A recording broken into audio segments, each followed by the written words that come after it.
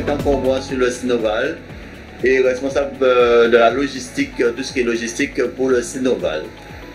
Donc notre métier consiste à satisfaire les administrés parce qu'on a beaucoup de demandes sur le territoire pour le ramassage des déchets comme vous le voyez. Donc aujourd'hui on a sectorisé la collecte par commune, pour l'instant sur le Nord Grande Terre qui est en porte-à-porte. Et sur le sud du Sinoval, on est avec des prestataires extérieurs.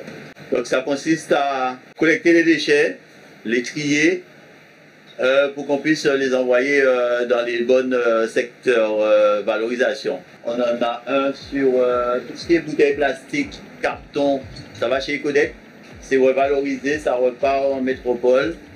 Tout ce qui est bouteilles aussi, c'est revalorisé.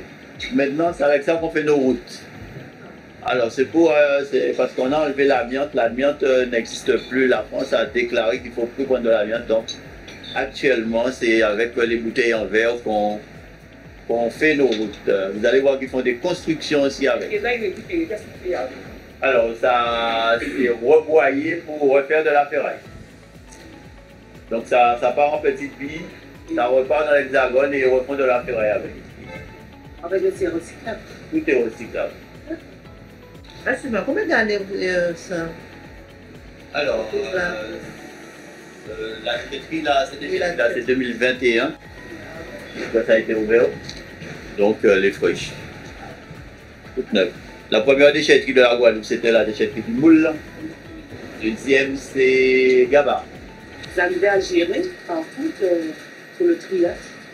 Oui, on a des agents sur les déchetteries et tous les agents de la collecte des encombrants sont formés au tri.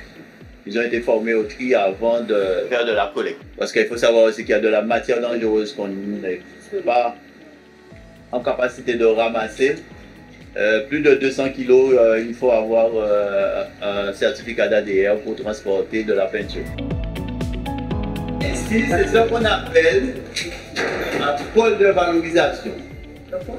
Pôle de valorisation des déchets. Ça veut dire que tous les déchets qu'on va recevoir ici vont être pesés. Il y aura quelqu'un qui va travailler là pour peser les déchets. Il va peser les déchets et il va le mettre en traitement. La CMGT, anciennement devenue Sinoval, parce qu'on a eu les transferts de compétences de ce bâtiment-là. Donc ici, pour l'instant, il y a Paysage à venir, c'est une association d'insertion qui forme des agents, 8 personnes. Donc vous avez des ateliers pour les meubles, pour la réparation des meubles. Tout le matériel a été fourni par la CNGT. Tous les tables, les machines à réparer, tout ça. Donc on a plusieurs ateliers. On a l'atelier de bois, tout ce qui est petits meubles, réparation. Vous avez des vélos là, donc ils vont réparer les vélos aussi. Donc ils ont été formés pour faire la réparation de vélos. Alors quand ils réparent les vélos, il faut former. Après, ce sera vendu de l'autre côté, on va aller au petit électroménager. Ici, ils réparent les ordinateurs, les ventilateurs, tous les petits appareils électroménagers sont réparés ici. D'accord?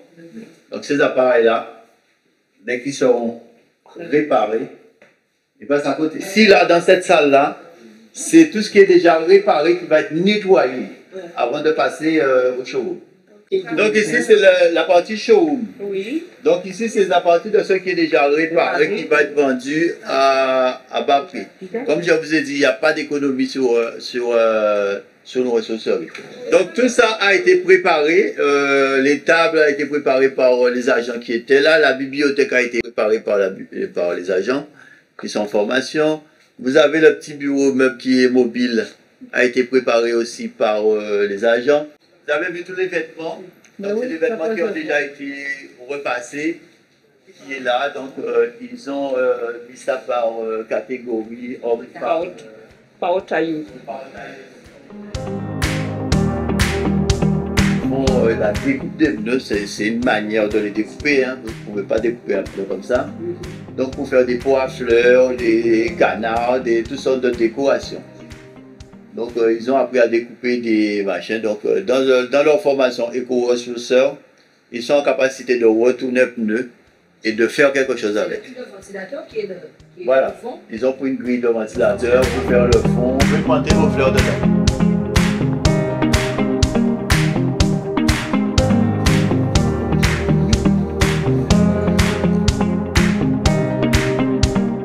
Pour que les gens puissent être formés correctement, on leur a donné du matériel professionnel. Et dès que c'est réparé, lavé, ça remonte, repassé, et puis ça part dans le showroom. C'est chaque association qui adopte sa technique de travail. Nous, on met à disposition le matériel et à disposition le bâtiment. Voilà ce qu'on fait avec les pneus. Vous voyez les plaques noires qui sont là? Ce ne sont pas les pneus. Ah, c'est des pneus, ça. Donc c'est avec vos déchets qu'ils fabriquent toutes ces plaques. Et après, ça leur remplit de la terre pour rouler. Il y a des voitures roulent dessus. Donc, bon, ça fait rien du tout.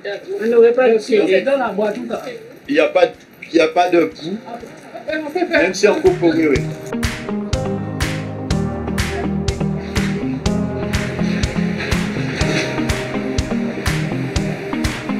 Voyez tous les ordinateurs et tout ce qu'on reçoit ici.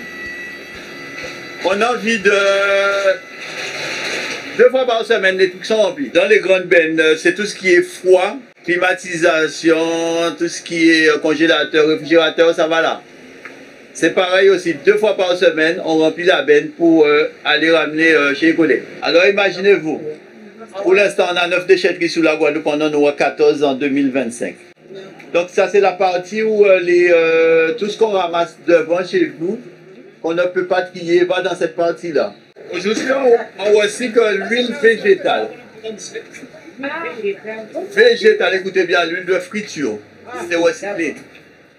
Alors, qu'est-ce qu'ils font avec l'huile de friture? Pardon?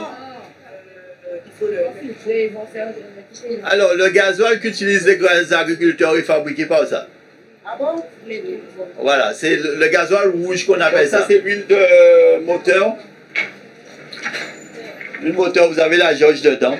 Alors, cette huile-là aussi repart en recyclage. Et vous le réachetez encore dans les magasins.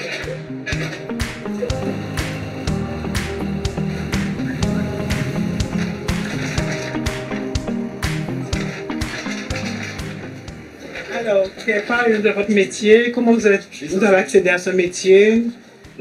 Comment vous avez été recruté ici?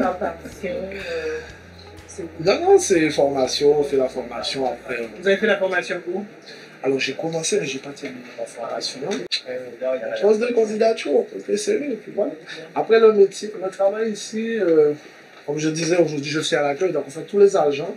On peut être à l'accueil, on peut être sur la plateforme, on peut être en bas, on peut être un petit peu. On est tous polyvalents. Et donc on est sur la plateforme, le travail c'est accompagner les usagers. Il faut toujours, absolument qu'on accompagne les particuliers. Il ne faut jamais laisser quelqu'un tout seul sur la plateforme. C'est pas possible. Alors, et qu'est-ce qu'un agent ne doit pas faire? Souvent les particuliers ne comprennent pas ça, mais l'agent n'a pas le droit de décharger la voiture du particulier. Ça c'est une chose. Pourquoi dommage? Je prends la main. Alors, un agent n'a pas le droit de toucher au véhicule d'un particulier. Voilà. Donc j'ai interdit aux agents de toucher au véhicule des autres. La personne qui a chargé sa voiture est en capacité de la décharger.